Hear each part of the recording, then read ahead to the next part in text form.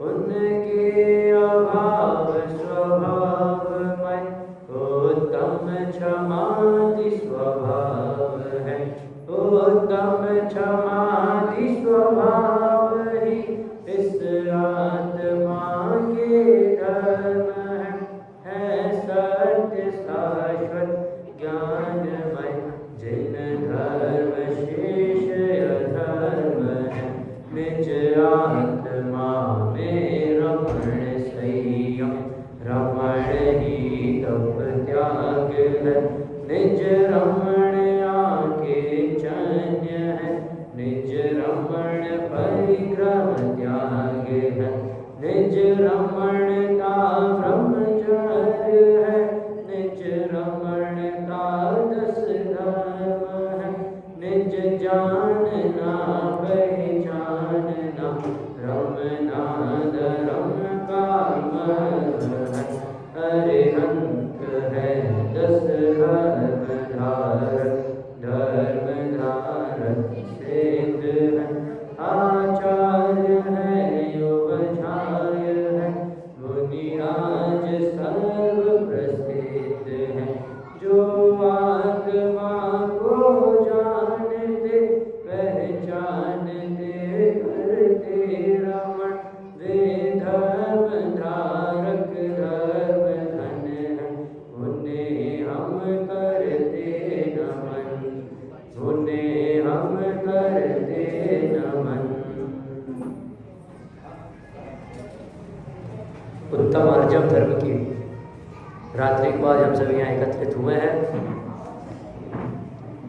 विगत 2 दिनों में हमने ये पढ़ा उत्तम क्षमा आदि 10 धर्मों में प्रथम जो उत्तम क्षमा नाम का धर्म है वो कब प्रकट होता है?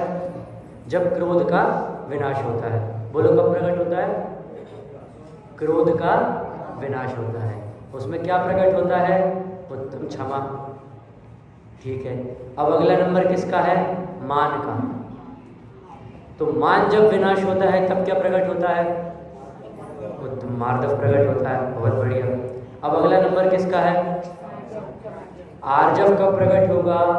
जब हमारे जीवन से माया समाप्त हो जाएगी। पहले दिन भी हमने बात देखी थी क्या कि ये आत्मा के स्वभाव है। जैसे हर व्यक्ति का अपना अपना स्वभाव होता है ना भाई। किसी व्यक्ति का स्वभाव होता है कि वो थोड़ा गुस्सा करता है। किसी व्यक्ति का स्वभाव होता है बिल्कुल गुस्सा नहीं करता।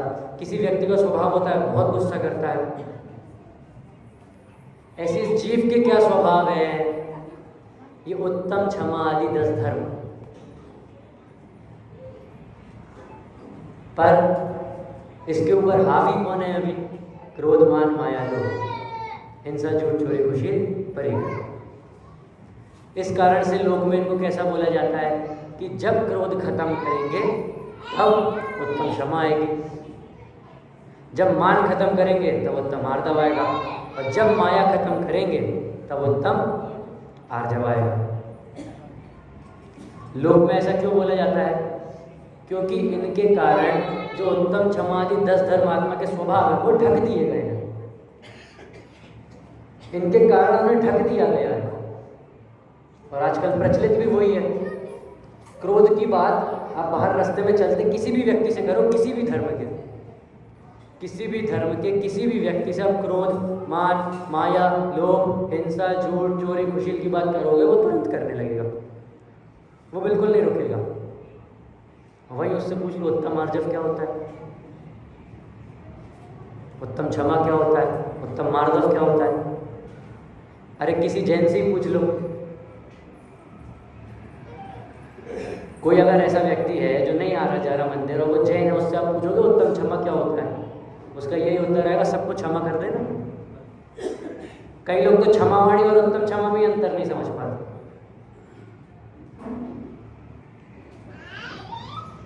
आज कौन सा दिवस है? उत्तम आर्जव। कौन सा दिवस है? उत्तम आर्जव। माया के अभाव में उत्तम आर्जव प्रकट होता है।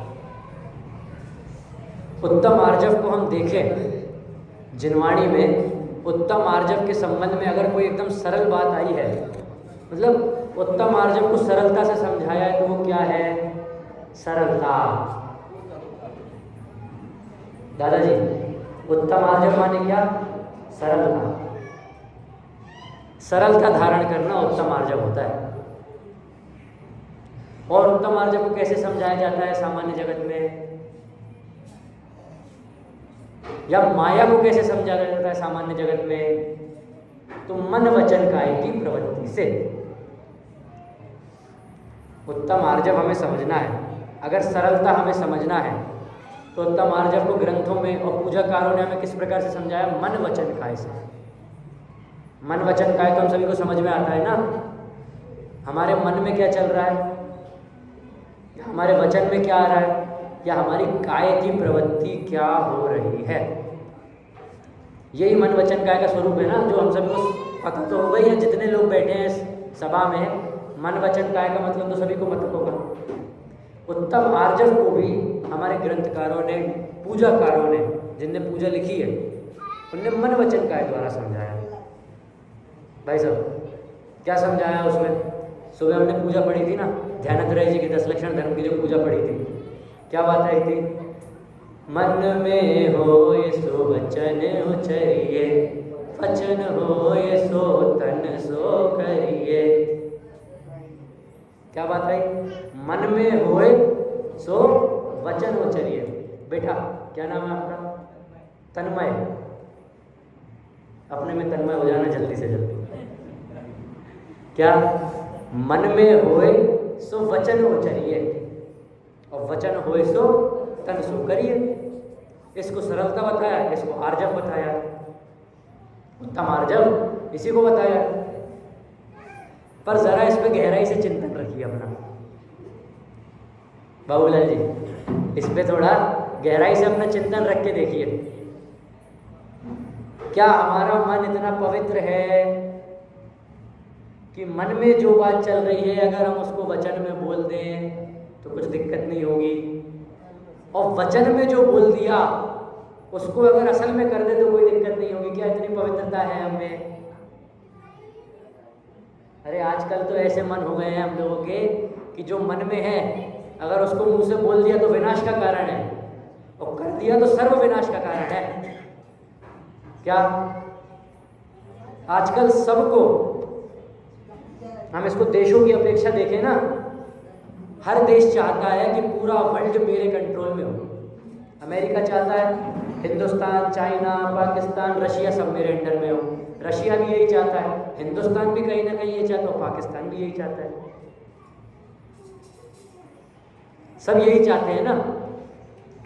और अगर इसको चाहने के लिए उनने जो एटम बम बनाए हैं उसको अभी तक से बोला है, बोल के बताया है कि हम यूँ एटम बम, हमारे पास बहुत सारे एटम बम, हम यूँ छोड़ देंगे।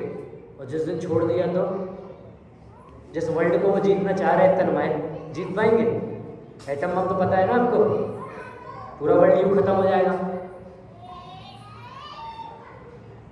क्या हमारा मन इतना कुटिल हो चुका है, उसमें गंदगी इतनी भर चुकी है कि अगर वो बातें हमने बोल दी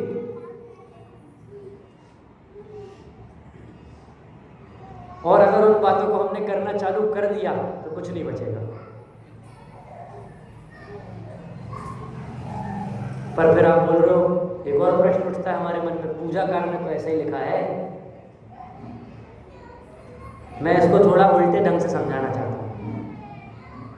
ये जिनने किताब लिखी ना, डॉक्टर हुकुमचंद जी भारे, इनने हमें प्रवचन में ये बात बताई थी। वो इस बात को समझा के फिर उत्तम आर्जव को समझाते थे। क्या? कि अगर हमारा मन वचन काय पवित्र नहीं है तो मन में होए सो मन में रखिए, वचन होए सो ना करिए। क्या? अगर हमारा मन इतना पवित्र नहीं है कि जो बात मन में है उसको हम वचन में ला दें और लड़ाई झगड़ा हो जाए, तो ऐसे वाक्य ही मत बोलो और ऐसे कार्य तो बिल्कुल भी मत करो। फिर वही प्रश्न कि पूर्वाचार्यों ने और पूजाकार ने हमें क्या बताया? मन में होए सो वचन उचरिए और वचन होए सो तन सो करिए। फिर आप कौन होते हो इसको बदलने वाले? आप कौन होते हो? आप 10 दिन के लिए आए हो बस, आप ऐसे कैसे बोल सकते हो? जो पूर्वाचार्यों ने लिखा उस बात को गलत कैसे कह सकते हो? अरे गलत थोड़ी कह रहे हैं, पूरी बात सुनो पहले आप। ध्यानत राय जी इतने बड़े पूजाकार, हर दूसरी किताब में क्या हर किताब में उनकी हमें पूजने मिल जाएंगी और कहीं कुछ गलत अर्थ देखने नहीं मिलेगा, हर जगह सही अर्थ देखने मिलेगा। फिर आप उनकी लाइनों को गलत कैसे बोल रहे हो? अरे उनने किस अपेक्षा लिखा है, किनके लिए लिखा है? कि जिनके मन इतने स्वच्छ और निर्मल हो चुके हैं कि उनके मन में जो आए और वचन में जो आए और जो क्रिया में आए उससे कोई दिक्कत ना हो। कौन है ऐसे जीव? कौन है? मुनिराज। पंक्ति आती है ना पूजन में, मुनि मन सम उज्ज्वल नीर, जल के छंद में आती है। मुनि के समान नीर, मुनि किसके समान होते हैं? जल के समान स्वच्छ होते हैं मन से। मुनि मन सम उज्ज्वल नीर, मुनि का मन बिल्कुल पानी के समान स्वच्छ होता है। फिर हम क्या करें? हम तो इस परिभाषा में घटित ही नहीं हो रहे, हमारी बात तो हो ही नहीं रही है, तो मुनिराजों की बात हो रही है। शुरुआत में भी आपने बोला था तो मुनिराजों का प्रकरण है। फिर हम क्या करें? एक प्रश्न और उठाऊं इसी बात पे। आप बोलोगे पहले वो बात करते हो फिर उसको काटते हो फिर उसी पे प्रश्न उठाते हो। अरे जब तक आप मंथन नहीं करोगे ना तब तक मजा नहीं आएगा।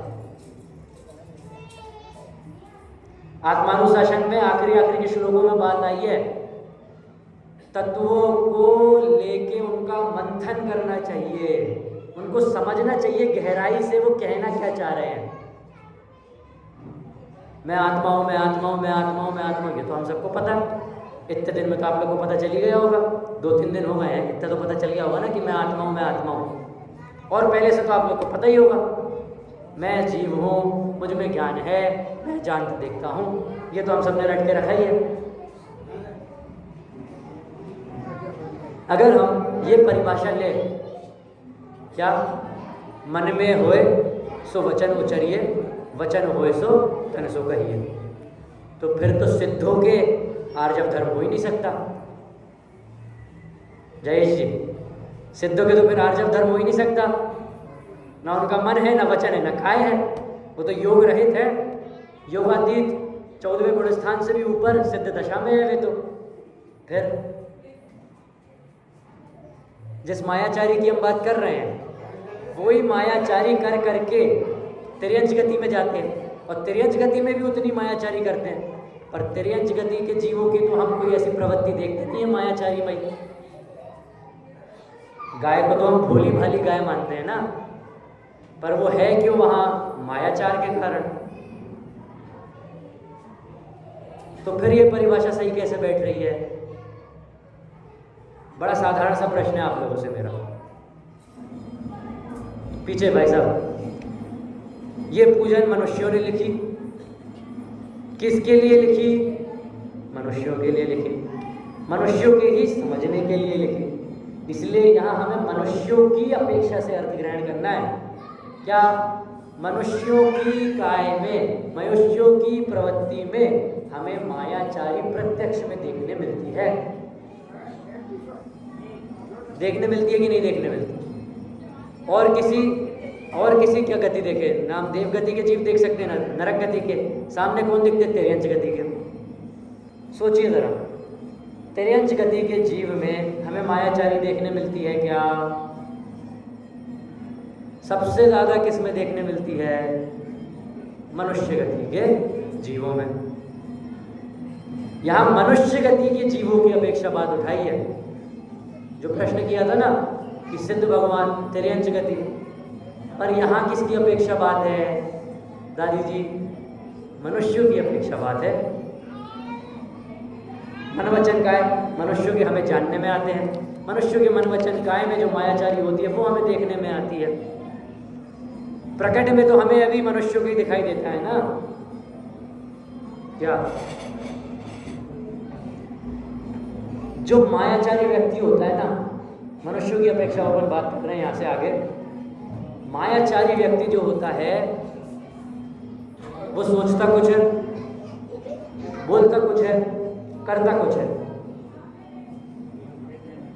क्या क्रोधी व्यक्ति की प्रवृत्ति क्या होती है?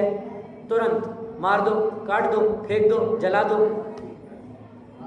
मानी व्यक्ति की क्या होती है? इसको मेरे से नीचा दिखाओ, अभी इसको मेरे से नीचा दिखाओ। पर मायावी व्यक्ति क्या करता है? कमजोर मायावी व्यक्ति कभी खुद आगे से जाके नहीं लड़ता। क्या कमजोर मायावी व्यक्ति जो होता है ना, कभी खुद आगे से जाके नहीं लड़ता। वो क्या करता है? अपने से दो बलवान वालों को लड़वा देता है। जैसे मान लीजिए मेरी लड़ाई किसी खूब बलवान इंसान से हुई, ठीक है तन्मय, अच्छे किसी बॉडी बिल्डर से मेरी लड़ाई हो गई। अब मैं तो उससे जाके लड़ूंगा नहीं सीधे, मायाचारी आएगी, क्या करूंगा? दूसरे बॉडी बिल्डर से बोल दूंगा कि अरे ये तुम्हारे बारे में ऐसा ऐसा बोल रहा था, जाओ जाओ देखो देखो उससे लड़ो तो थोड़ा। और मायाचारी व्यक्ति जो होता है हमेशा भयाक्रांत ही रहता है, हमेशा डरा हुआ ही रहता है, हमेशा उसको डर लगा रहता है। किस बात का? अगर दोनों बॉडी बिल्डरों को पता चल गया कि इसने हमें भिड़वाया है, तो पहले तो एक से लड़ाई हुई थी, अब दोनों से बच के रहना पड़ेगा, दोनों से डर डर के घूमना पड़ेगा। ये मायाचारी व्यक्ति की प्रवृत्ति होती है। क्या करता है? खुद के बस की नहीं है, खुद कमजोर है, खुद डर के रहता है, तो जो दो व्यक्ति उससे ज़्यादा ताकतवर हैं उनकी लड़ाई करवा देता है और फिर उसके बाद जिंदगी भर डर डर के घूमता है। जो मायाचारी व्यक्ति होता है, जो हमेशा डरा हुआ रहता है, वो व्यक्ति कभी जिंदगी में भी कुछ नहीं कर पाता, हमेशा डर डर के काम करता है। क्यों? क्योंकि नींव उसने, बीज उसने किसका रखा? मायाचारी का। मुझे इस गांव में एलपीजी गैस की एजेंसी खोलनी है। इस गांव के लिए जो टेंडर पास करता होगा मैं उसके पास जाऊंगा, क्या बोल दूंगा? अरे नहीं नहीं साहब, उस गांव में तो कोई नहीं है ढंग का जो एलपीजी गैस चलाए। नहीं नहीं नहीं, एक है पर मैं उससे अच्छा चला पाऊंगा, जबकि वो बहुत अच्छा चल रहा है उस गांव में, पर टेंडर के पास जाके क्या मायाचारी कर लूँगा, उल्टी चीज़ें भिड़ाऊंगा और फिर दोनों से डर के रहूँगा। यहाँ जिनकी एलपीजी है उनसे भी और जिससे टेंडर लिया उससे भी, कि कहीं इन्हें ना पता चल जाए कि मुझे एलपीजी की एजेंसी कैसे मिली, और कहीं उस टेंडर वाले को ना पता चल जाए कि मैंने झूठ बोला। एजेंसी तो ले ली पर जिंदगी भर डर डर के चलाऊंगा। मायाचार से अगर मैं रोज इस बात पे इसलिए जोर दे रहा हूँ, प्रैक्टिकल करके देखिए। बच्चों को स्कूल में साइंस सिखाते हैं ना, केमिस्ट्री सिखाते हैं, तो पहले उन सॉल्यूशंस का रिएक्शन बनवाते हैं। या इस केमिकल को जोड़ो, इस केमिकल को जोड़ो, इज इक्वल टू ये वाला केमिकल निकलेगा। आप भी अपनी लाइफ में प्रैक्टिकल करके देखिए ना। कहीं ऐसा तो है नहीं कि हमारे दिल में, अभी हमारे मन में इतना विवेक नहीं है कि हम अगर कहीं मायाचारी कर रहे हैं और हमारे मन में ये ना रहो कि हाँ हम मायाचारी नहीं कर रहे। हमें भी पता लग जाता है कि हाँ हम मायाचारी कर रहे हैं। उस समय उस बात पर ध्यान दीजिए कि अगर मैंने अभी मायाचारी करी तो बाद में इसका परिणाम क्या निकलेगा, बाद में मुझे कितना डर डर के घूमना पड़ेगा। उस काम से संबंधित कोई छोटा मोटा काम भी होगा ना तो भी डर डर के ही करना पड़ेगा। सुक्ति प्रसिद्ध है ना, एक झूठ बोलोगे तो उसके पीछे 100 झूठ बोलने पड़ते हैं। गलत नहीं है। हमारे पहले के लोग कोई चीज़ बोलते थे सोच समझ के बोलते थे। दादाजी, एक झूठ बोलेंगे तो उसके पीछे 100 झूठ बोलने पड़ेंगे कि नहीं? एक बार मायाचारी कर दी तो जिंदगी भर डर डर के रहोगे, भले वो काम खत्म हो गया और नहीं खत्म हो गया हो। भले मैंने एक दिन के लिए मायाचारी करी, पर जिंदगी भर मेरे मन में रहेगा कि कहीं वो एक दिन किसी के मन में ना आ जाए, किसी को पता ना चल जाए। अरे एक दिन मायाचारी के पीछे जिंदगी क्यों खराब कर रहा है अपनी? क्या एक दिन की मायाचारी के पीछे पूरी जिंदगी खराब कर देता है। भयाक्रांतों के पीछे, भय के कारण पूरी जिंदगी बिता देता है, भय में ही लिप्त रहता है। कैसी होती मायाचारी जीव की प्रवृत्ति? मन में कुछ और, वचन में कुछ और, करे कुछ। आर्जव धर्म का जो धारी जीव होता है, जिसका मायाचार नष्ट हो जाता है, उसकी प्रवृत्ति कैसी होती है कि मुनियों के समान उत्कृष्ट प्रवृत्ति होती है। जो चीज मन में है वही चीज वचन में, और वही चीज काय से, वही चीज क्रिया से। मुनिराजों को हम देखते हैं ना, अपने ध्यान तप में लीन रहते हैं। जब भी हम उनके समक्ष जाते हैं तो क्या आत्मा की बातें करते हैं। हमारे चिंतन का बहुत बड़ा असर पड़ता है इस पे, मन का बहुत बड़ा असर पड़ता है इस पे। कैसे? मुनिराजों का उदाहरण से देखते हैं।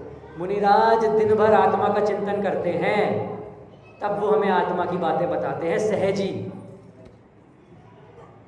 हमें उपदेश देते हैं, उसमें आत्मा की बातें आती है।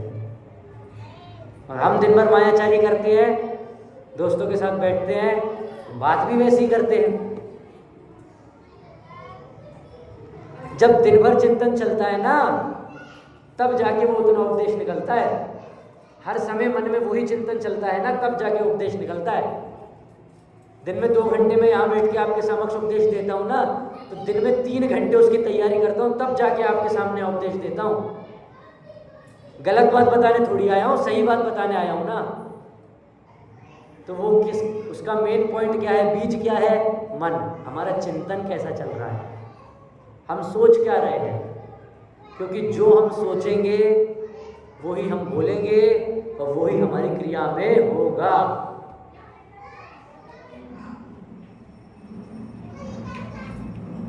हो सकता है कोई इंसान बोले प्रवचन से निकलने के बाद, अरे ये तो कोरी आत्मा आत्मा की बातें करते हैं, कोरी कोरी बातें करते हैं, बोल के यहाँ से चले जाते हैं।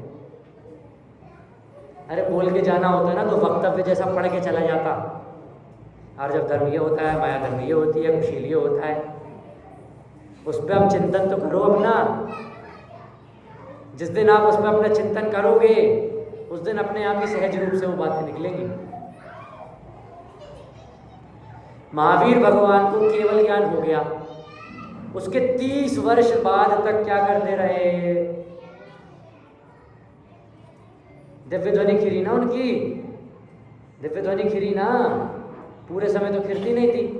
बाकी समय क्या चलता था, और दिव्य ध्वनि के समय भी क्या चलता था? दिन रात आत्मा का चिंतन, मृदु संभाषण में वही कथन, निर्वस्त्र दिगंबर काया से भी प्रकट हो रहा अंतर मन। क्या? मन से, वचन से, काय से क्या प्रकट हो रहा है? अंतर मन प्रकट हो रहा है। छोटी बात नहीं है।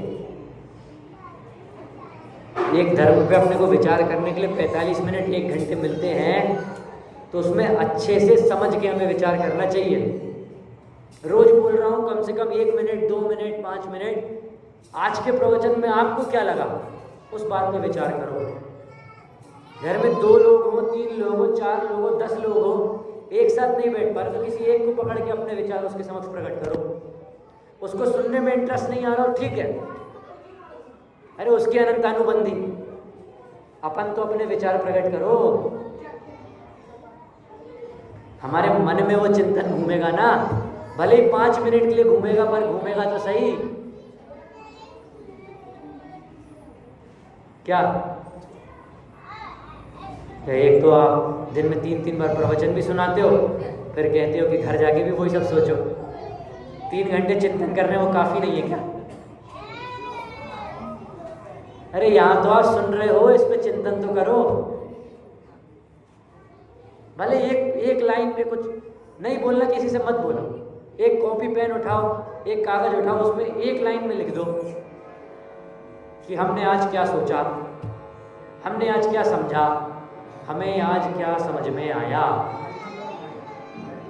आज अगर हमने उत्तम आर्जव धर्म को समझा है तो उसके संबंध में हमें क्या समझ में आया है, इस बात को थोड़ा सा तो भले एक लाइन में लिखो, पर लिखो तो सही। क्या? देखिए, मायाचारी हेलो हेलो हेलो, हाँ जी। मायाचारी को समझने और समझाने के लिए बहुत सरल उदाहरण लाया हूँ मैं। हेलो हेलो, आ रही है ना आप सभी को आवाज? क्या उदाहरण है? मान लीजिए इस कुचड़ोन नगरी में 3 दुकानदार हैं। हेलो, इससे अच्छा तेज बोल देते हैं क्या? सभी एक बार इधर ध्यान दें। इस कुचड़ोन नगरी में 3 दुकानदार हैं। तीनों की दुकान आमने सामने है, तीनों के किराने की दुकान है, ठीक है। अब वो उस किराने वाले को थोड़ा शांत करा दीजिए। क्या देखिए, क्या क्या क्या, इधर इधर ध्यान दीजिए। 3 दुकानदार है, चालू है क्या ये? इसकी थोड़ी आवाज़ बढ़ा दीजिए या तो फिर। हेलो, 3 दुकानदार हैं, तीनों की किराने की दुकान है, आमने सामने दुकानें हैं, ठीक है। मैं गया पहली दुकान पे, वहाँ मैंने पूछा शक्कर कितने रुपए किलो? उसने कहा भैया 40 रुपये किलो। कहा अरे इतनी लूट मचा रखी है, मैं 30 रुपये किलो खरीदता हूँ।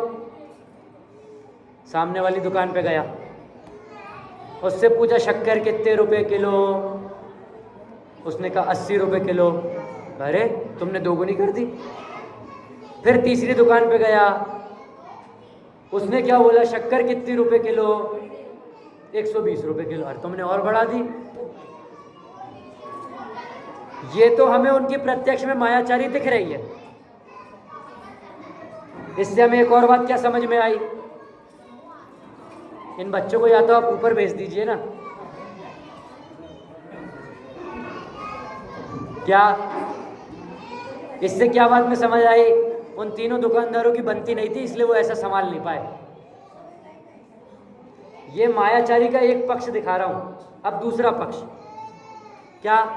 तीनों दुकानदारों की बनती है आपस में, ठीक है। तीनों दुकानदार एक दूसरे को जानते हैं। तीनों ने मिलके क्या नक्की करा? शक्कर 120 रुपये किलो। मायाचारी दोनों जगह है कि नहीं है? मायाचारी दोनों जगह है कि नहीं है ना? अच्छा चलो अपन ऐसे देखते हैं। तन्मय है, तन्मय को अगर उसके पापा ने नहीं सिखाया और मैंने फ़ोन लगाया, मैंने पूछा तन्मय पापा है क्या? पापा की तरफ देखा, पापा क्या बोलना है? बोल दो अभी घर पे नहीं हूँ। क्या बोलेगा? पापा बोल रहे हैं अभी पापा घर पे नहीं है। और अगर उसके पापा ने उसको सिखाया होगा तो क्या करेगा? हाँ पंडित जी 2 मिनट, फ़ोन वहीं रख देगा, वहीं बैठा रहेगा, 60 की 2 बार गिनती गिनेगा, 2 मिनट हो गए। हाँ पंडित जी मैं ऊपर तक होया, पापा तो कहीं नहीं है।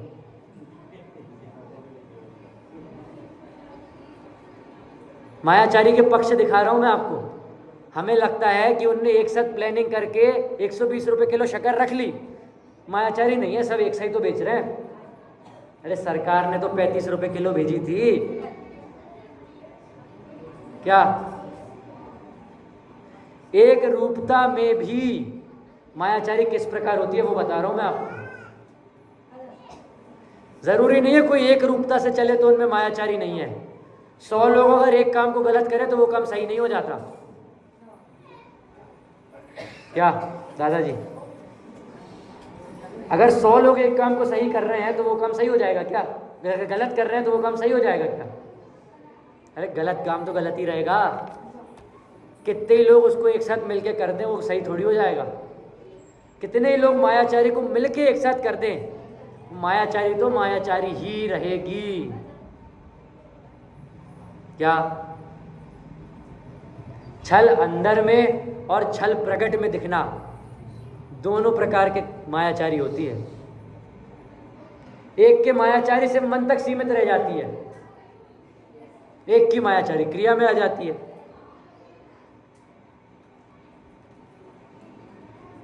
वही एक दुकानदार है जिसके मन में चल रहा है कि हाँ मैं भी 120 रुपये किलो बेचूंगा, बेच तो 35 ही रहा है, पर मन में क्या है? मायाचारी फंसी है। और दूसरे ने क्या करा, मन में भी 120, बेचा भी 120, हाथ में भी 120। मन वचन काय, मन में होए सो वचन उचरिए, वचन होए सो तन सो कहिए, तन सो करिए। हमारे मन को इतना पवित्र करना है, मन को इतना शुद्ध करना है, मन को इतना निर्मल करना है कि जो हमारे मन में आए वो हम वचन में बोल दें, वो हमारी क्रिया में हो जाए, तो इतनी सी भी गड़बड़ ना हो। पर आजकल क्या हो रखा है, अरे कोई कुरूप से कुरूप माता बहनों को भी उठा लो ना, तो ऐसा कोई निर्लज्ज पुरुष नहीं होगा जिसके मन में उनके प्रति काम भावना जागा हो। ऐसा मन हो गया है। इसलिए क्या बोला है, मुनिराजों से सीखो। पहले दिन बात आई थी ना उत्तम क्षमा में, प्रश्न उठा था कि ये तो मुनिराजों के होते हैं, हम कैसे करें।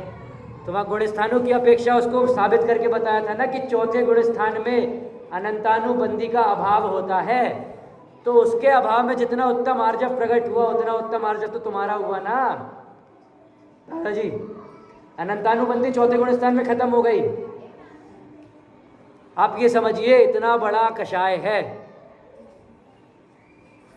इतनी बड़ी नाम की माया कषाय है चौथे गुण स्थान में। मतलब जब तक आप गृहस्थ अवस्था में हैं उतने में इतनी आपकी माया कषाय खत्म हो गई, तो इतने हिस्से में तो उत्तम आर्जव प्रकट हो गया ना। ये बात तो समझो। हम क्या करते हैं, मुनिराजों के पर्व हैं, वो तो गांव में सब बनाते आ रहे हैं, तो ठीक है चल देते हैं। समाज में भी तो नाम रखना पड़ेगा। ठीक है प्रवचन में चल देते हैं, नहीं तो समाज वाले क्या बोलेंगे। अरे कई कई तो वचन और काय की प्रक्रिया हम समाज और पुलिस के डर से ही नहीं करते। पुलिस तो उठा के अंदर बंद कर देगी,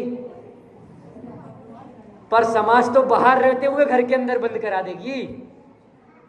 ना आपके साथ उठेगी, ना आपके साथ बैठेगी, ना आपसे बात करेगी, उसके डर से। पर उसके डर से अगर हम आ रहे हैं, क्रिया में तो हम मायाचारी नहीं कर रहे, पर मन में और वचन में तो मायाचारी है ना। इन तीनों की एक रूपता से मायाचारी हो रही है तो वो भी मायाचारी है, और किसी एक से मायाचारी हो रही है तो वो भी मायाचारी है। इसमें छोटा बड़ा नहीं चलेगा कि मन की मायाचारी छोटी हो गई, वचन की उससे थोड़ी बड़ी और काय की बड़ी। तीनों मायाचारी अपने अपने यथा योग्य स्थान एक सी ही है। हर प्रकार से वो मायाचारी एक सी ही है। फिर हम क्या करें, हम कैसे सही हो। अरे कई कई लोग तो ये कहते हैं कि भाई साहब थोड़ी मायाचारी तो रखनी पड़ेगी, अपनी इज्जत बना के तो रखनी पड़ेगी।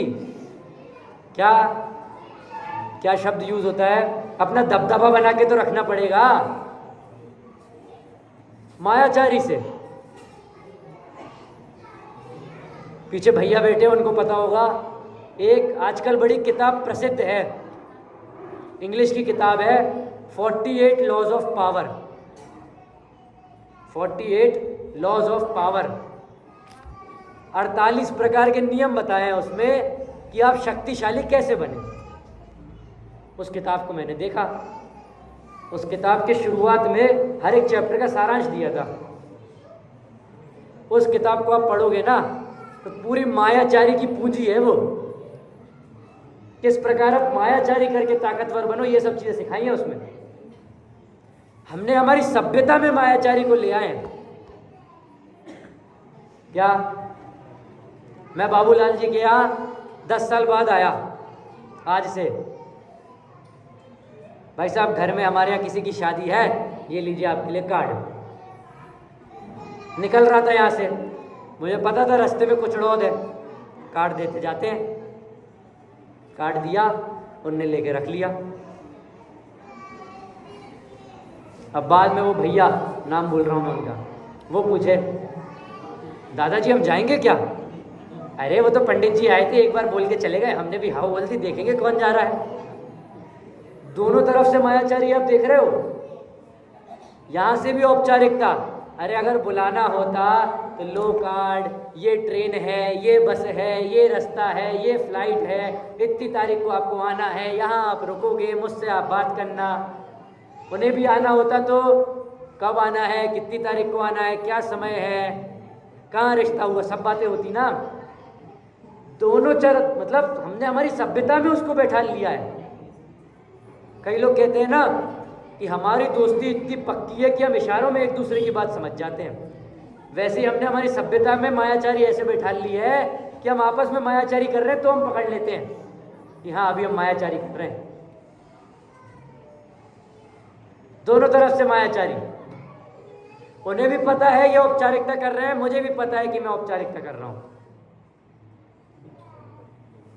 पर फिर भी भूल जाते हैं, फिर भी खुश हो जाते हैं। ये पता होने के बाद भी कि वो औपचारिकता थी। अब इसके बाद और बड़ी क्या माया। बाहर बोलना, पंडित जी आए थे शादी का कार्ड देने मेरे पास, और फिर शादी वाले दिन ही अगर गांव में कोई पूछ ले, जा नहीं पाए, अरे नहीं नहीं कुछ काम आ गया था, कुछ काम आ गया था। दोपहर में अपन ने दादाजी उदाहरण देखा था ना, कोई पूजन कर रहा है, वहां मान लीजिए मैं कोने में बैठ के पूजन कर रहा हूं, बढ़िया एक एक छंद पढ़ रहा हूं, एक एक द्रव्य समर्पित कर रहा हूं आराम से। पहले दिन समझ लीजिए, मैं पहले दिन यहां आया हूं, कोने में बैठ के अपनी पूजन कर रहा हूं। जैसे ही समाज का कोई व्यक्ति आए, मुनि मैंने सब तेज हो जाऊंगा एकदम से, पता लगना चाहिए हाँ पंडित आया।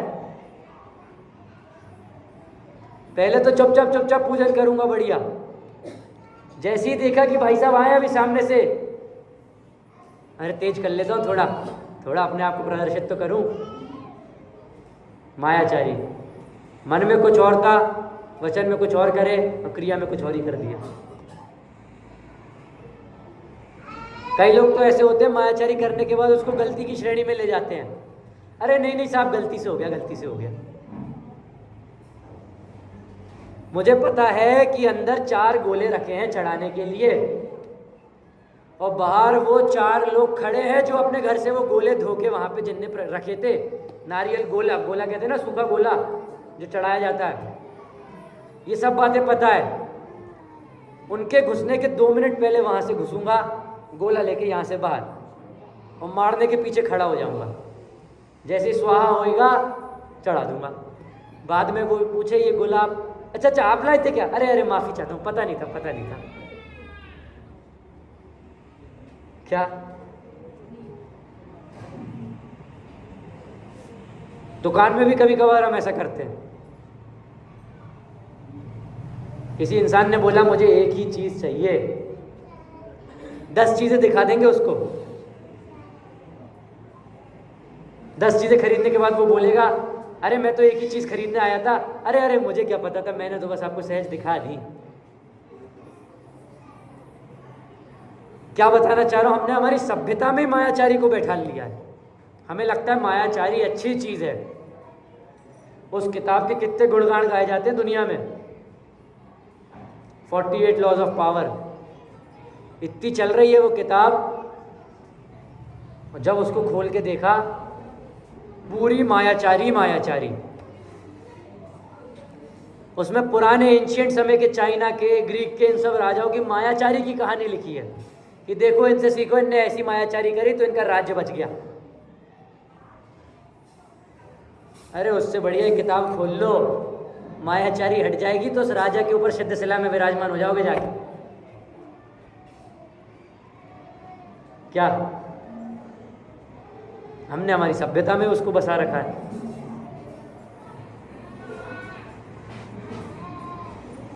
क्या करें, अपने नेचर में धीरे धीरे आप उस प्रकार की चीजें लाएंगे ना। इस किताब में एक उदाहरण दिया है डॉक्टर साहब ने।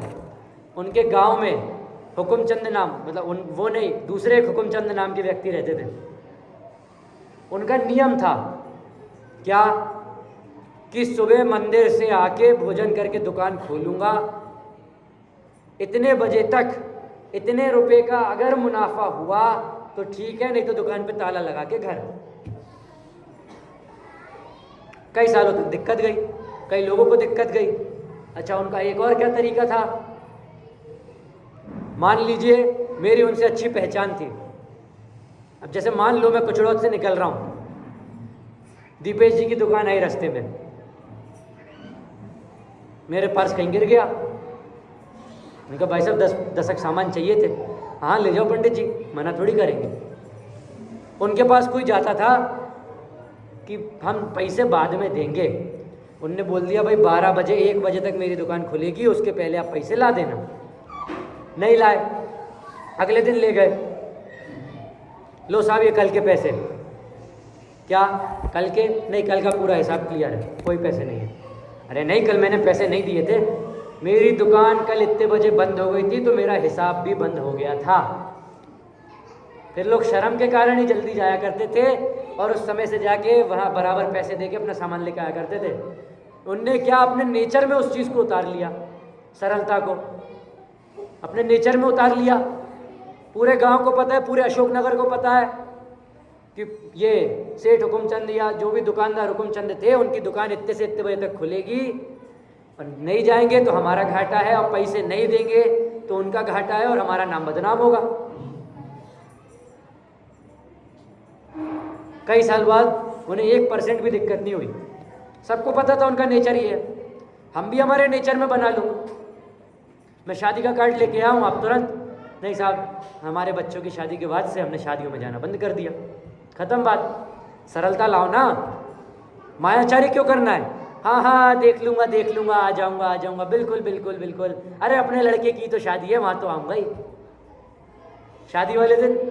अरे नहीं, मेरा वाला जो लड़का है उसकी तबीयत खराब है। अरे अभी तो आपने बोला था मेरे लड़के की शादी है। हम हमारे नेचर में जिस दिन वो चीज़ ले आएंगे ना, कुछ दिन तक लोगों को लगेगा कि ये व्यक्ति कैसे है, बाद में उन्हें समझ आएगी कि हाँ इनमें ये सरलता है। आप आपके नेचर में उस सरलता को धारण कर रहे हैं। जिस दिन आपने आपके नेचर में धारण कर ली, उस दिन से आपको फर्क दिखने लगेगा। तन्मय, नहीं खेलना तो नहीं खेलना, दोस्तों से मना कर दिया, टाइम हो गया है, मम्मी ने मना किया है, आज नहीं आऊँगा। ग्राहक से बोल दो भाई महीने भर बाद ही गुड़ आएगा, अभी नहीं आएगा। पैसे की तृष्णा, हाँ हफ्ते भर बाद आप आ जाओ, गुड़ आ जाएगा। जो गुड़ उसको चाहिए उसकी जगह 10 प्रकार के गुड़ दिखा देगा हफ्ते भर बाद बुला के। अरे सीधे पहली बार में ही बोल दो ना कि महीने भर बाद आएगा, आपको चाहिए हो तो महीने भर बाद आ जाओ, आपको मिल जाएगा। पर नहीं, क्या करता है मायाचारी। इसी को हमें खत्म करना है। जो बात हमारे मन में हो उसको इतना स्वच्छ और निर्मल करना है कि वो हमारी जुबान पे आए तो किसी को कोई दिक्कत ना हो, वो हमारी काया में आए तो लोग खुश हो जाएं। इसलिए पंक्ति लिखी है क्या, मन में हो ये सो वचन उचरिए। बोलिए आप सभी लोग, मन में हो ये सो वचन उचरिए, वचन हो ये सो तन सो करिए। बस इतनी सी बात को समझना है कि हमें हमारे नेचर में से उस चीज़ को हटाना है। किस चीज़ को? मायाचारी को। और डालना किस चीज़ को है? सरलता को। सरलता से रहो।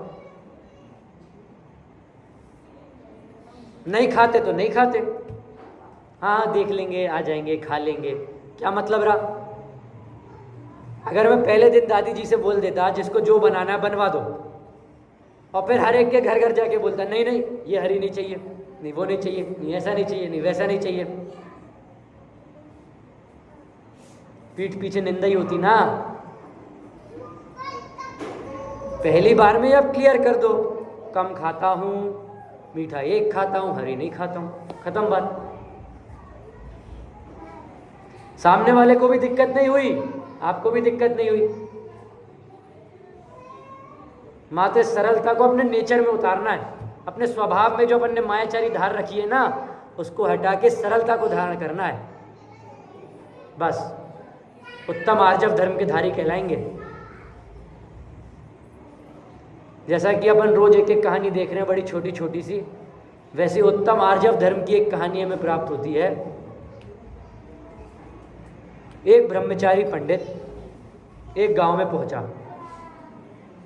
वहां पे उसने गांव वालों से निवेदन करा कि मुझे थोड़ी सी सामग्री खाने पीने बनाने की और कुछ ज़रूरी सामान आप मुझे प्रदान कर दे। गांव के बाहर जो वसतिका बनी है, वसतिका आप समझते हैं ना, कोई मुनिराज या कोई पंडित, कोई ब्रह्मचारी, कोई शीलव्रती आए तो उनके एकांत निवास के लिए वो वसतिका बनाई जाती है। क्या? तो वहाँ पे बोले कि मुझे थोड़ा सामग्री आप वहाँ पे प्रदान कर दें, बस मैं मेरे वहाँ पे तपस्या करूँगा। अब पूरा गांव इंतज़ार कर रहा है उनका 18 दिन से कि वो ब्रह्मचारी पंडित जी बाहर निकलेंगे तपस्या करके, तो हम उनसे धर्म लाभ लेंगे। उसी समय उस गांव में कोई दूसरे ब्रह्मचारी तपस्वी आए। गांव वालों को लगा कि हाँ, ये तो वही ब्रह्मचारी तपस्वी हैं। जैसे ही वो उस गांव में पहुंचे, सब लोग उनकी खूब जय जयकार करे, सब उनके पास जाए, उनसे बातें सुने, उनसे बातें करे, उनकी तारीफ करे, उनसे धर्म लाभ ले। तो दूसरे ब्रह्मचारी आए थे वो कंफ्यूज, अरे मेरी इतनी तारीफ क्यों कर रहे हैं, मैं तो आज पहली बार आया हूँ। तब उनको अंदाज़ा लग गया कि हाँ ऐसी ऐसी बात है। उनने वहाँ मायाचारी करी, बोल दिया हाँ मैं ही वो ब्रह्मचारी हूँ जो आया था, जो वसतिका में था।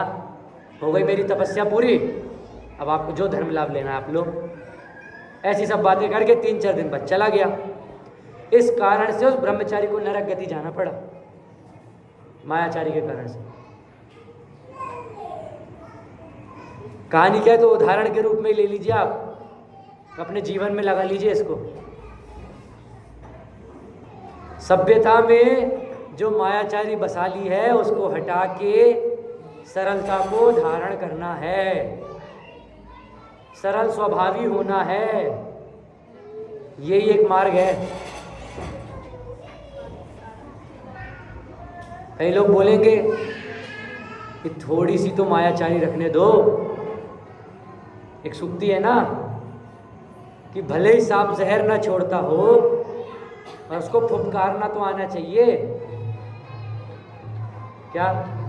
भले ही सांप जहर ना छोड़ता हो पर उसको फुफकारना तो आना चाहिए। क्यों नहीं आएगा? तो बच्चे उसको गिलहरी सामान खेलेंगे सांप को। अरे तो क्या आप में और त्रियंच में अंतर नहीं है? आप में और सांप में अंतर नहीं है? अरे वो तो उस मायाचारी के कारण ही उस त्रियंच गति में गया है, और वहां भी और मायाचारी कर रहा है। आप क्यों उसके पीछे पड़ के मायाचारी कर रहे हैं? आप क्यों अपनी सभ्यता में मायाचारी ला रहे हैं? आप सब भी अपनी सभ्यता से जितना हो सके अपनी अपनी शक्ति अनुसार मायाचारी निकालें और सरलता को धारण करें, यही मेरी भावना है। इसी प्रकार का जो उत्तम आर्जव का व्याख्यान था, आशा है आप सभी को व्याख्यान समझ में आया होगा। और किसी को अगर कोई प्रश्न हो तो अंत में मेरे से यहाँ पे चर्चा कर सकता है। अभी मैं मेरी वाणी को यही विराम देता हूँ। ओम नमः सिद्धेश्वर।